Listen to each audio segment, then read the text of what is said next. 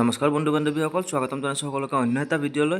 এইটো ভিডিঅ'ত আজি আমি কথা পাতিম যিটো ৱাক ইন ইণ্টাৰভিউ হ'ব গৈ আছে ফিল্ড এছিষ্টেণ্টৰ পষ্টৰ কাৰণে, সেইটোৰ ওপৰত। ইয়াত কোনো ধৰণৰ ৰিটেন এক্সাম নহয়, ইয়াতে দিয়া আছে ৱাক ইন ইণ্টাৰভিউ বুলি দিয়া আছে। আপোনালোকে এই স্ক্ৰীণত চাব পাৰে।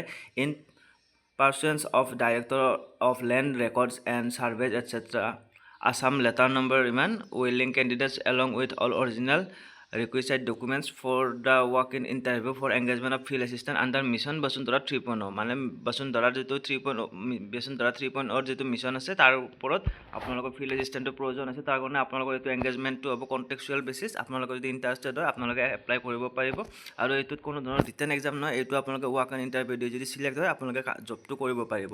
ইয়াতে চাওক, name of the contextual post আছে ফিল্ড এছিষ্টেণ্ট।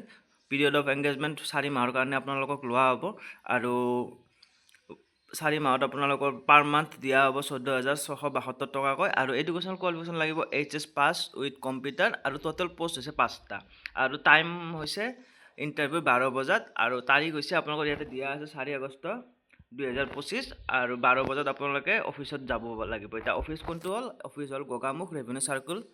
আপোনালোকে তাত গৈ পিনে আপোনালোকে ইণ্টাৰভিউটো দিব লাগিব। আৰু ইয়াতে চাওক, এজটো ধৰি দিয়া আছে 18 বছৰৰ পৰা 40 বছৰৰ ভিতৰত হ'লে আপোনালোকে এপ্লাই কৰিব পাৰিব। আৰু এইখিনিয়ে আছিল ভিডিঅ'টো। যদি আপোনালোকে এলিজিবল হয় তেন্তে এপ্লাই কৰি দিব। আজি তো হ'ল 3 তাৰিখ, মই ভিডিঅ'টো আপলোড দি আছোঁ। মানে অহাকালি এইটোৰ ওপৰত আপোনালোকৰ ইণ্টাৰভিউটো হ'ব অহাকালি 4 তাৰিখ 4 আগষ্ট। তো অহাকালি আপোনালোকে যদি ইণ্টাৰেষ্টেড হয় তেনেহ'লে এপ্লাইটো কৰি দিব পাৰিব। তো ভিডিঅ'টো এইখিনিয়ে আছিল। ধন্যবাদ।